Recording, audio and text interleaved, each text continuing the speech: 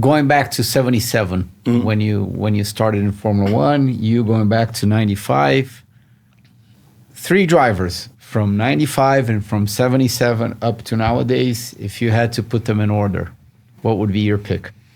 My favorite 3 from 95? No, not your favorite. The ones that, in your opinion, the 3 best guys. Okay, let's say you had a race team, you had 3 cars, and you could put these 3 drivers to can read my mind. I've always liked the idea of 3 car teams. Yeah, to form your dream team. What would be your 3 picks?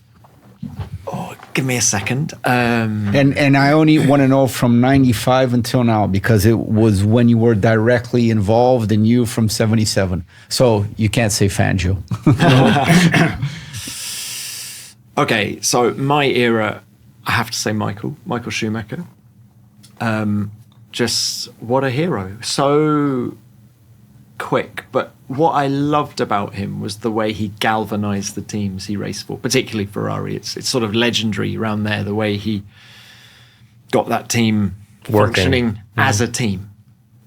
You know, he knew all the mechanics' names. I know that seems such an obvious thing, but not only that, he knew their wives' names, partners' names, children's names, birthdays, and I think that makes such a difference.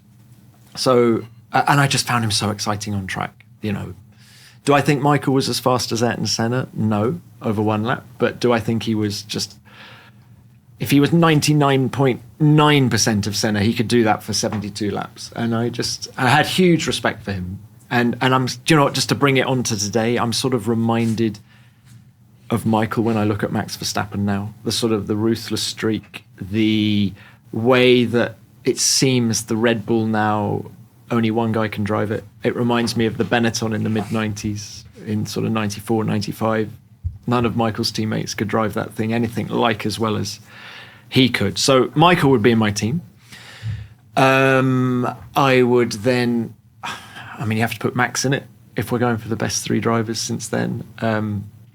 Do you know, I had a really interesting chat with Gerhard Berger about Max. I was interviewing Gerhard at his house in Austria, in the Austrian Alps. Beautiful. I'm sure you've probably been there, Michael. Yeah. And he's got one room in his house which has all of his racing memorabilia. Nothing else. Any other room, there's no reference to motorsport. There's one room where all his trophies are, his old helmets, and the only helmet of any driver that he has in his house, other than his own, is Max Verstappen. So that caught my eye, and I said, and Max has his helmet. Probably. Yeah, that's true. But I said, why Max? And he said, I think Max is unbelievable. And I said, how good is Max? And he said, actually, I think he might be better than Ayrton. And I said, that's a big statement coming from you, Gerhard, given that they were teammates. And friends. No, and friends, yeah. Friends. And he said, no, it's not a talent thing. I don't think Max is more talented than Ayrton. And Ayrton, in his era, was unbelievably fast. But it's the sim racing. He said that wasn't an option for Ayrton. But he said, if you're a racing driver and you just do every day you're doing a race start, or every day you're just on the sim, repetition, muscle memory, it's all peripheral vision, spatial awareness. You will become a better racing driver if you do the sim stuff as often as Max does. So he thinks that gives him the edge over someone like Senna, which I thought was fascinating. Or someone against maybe any of the other current drivers on F1, which don't use the sim as much, probably. Yeah. So he would be my second driver, and I would put Alonso as my third driver. Do you know what, Michael? I'd love to get your thoughts on it. But I find Alonso's my list as well. So I find quite a brilliant racing driver, wired the same way as Max and Schumacher, in that it's all about winning. It's not. In fact, it's not just about winning. It's about crushing the opposition, isn't it? It's more than just winning. And I love his longevity, his passion for it, and he's also fiercely intelligent. He's a really interesting guy to interview because there aren't many racing drivers, obviously I'm including you two, but where every sentence that comes out of their mouths is worth listening to. And Alonso is one of those guys. Yeah. He's sharp as a pin. And how I keep the peace between Schumacher, Verstappen and Alonso, that's going to be a challenge if it's my team. But those would be mine, I think, yeah. I would add to Alonso, there's no other driver who can read a race better than him, and sometimes he can read a race better than the guys on the pit wall.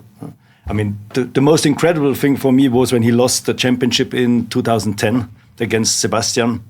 They followed Webber. I mean, Webber went to the pits, and then Ferrari was calling Alonso. And after the race, Joe Bauer, the guy, the FIA guy who checks the cars, he said to me, because he can listen to the whole radio, and that was not televised or broadcasted.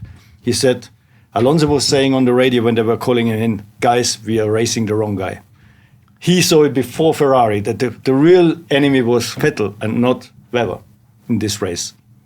And then, there are little flashes like, let's say the Singapore race. He had not the best car recently. Not the best car. And I think he had an earlier pit stop than the others. He undercutted some. And the group was about a bunch of 4 or 5 cars, I think, led by Hülkenberg. I don't remember quite, but it doesn't matter. He led 5 seconds he had in his pocket for the last 25 laps. And what he did was he was driving smoothly and let them close up. And I said to my colleague, I make a bet with you. The moment they have closed or they are in his toe, he speeds up. And that's what he did. He knew exactly if he goes hard on the tires with this bloody Aston Martin, which is eating up his tires, that would be the end. He had no chance to defend himself. So he was going really slowly. And you must have the balls to do that, because they will, sooner or later, they will show up in your back. And then you must have the confidence as well. Yes, then I have the tires and I have the ability to drive away from them. And he does it so many times, it's so brilliant. So just adding to what you just mentioned right now, you still have to give us another 2 drivers. But to me, Alonso was brilliant in the Valencia 2012 race. Yeah. That was the race of his life. Yeah. Like, I have never, ever seen someone drive like what he did in Valencia 2012. Yeah. It almost seemed as if it was the perfect match, like, because he's Spanish, like they were in Spain, and it was a fairy tale. Yeah. And the way he drove that race was unreal. Absolutely, yeah. And then obviously the long time he has been around. And you have to say, maybe he would have had as many championships as Michael Schumacher or Lewis Hamilton if he had been in the right team. Yeah. That, I think, is his biggest weakness. He has chosen so often the wrong team, at least. Or the right team, but at the wrong time. Yeah, exactly. Yes. Yeah.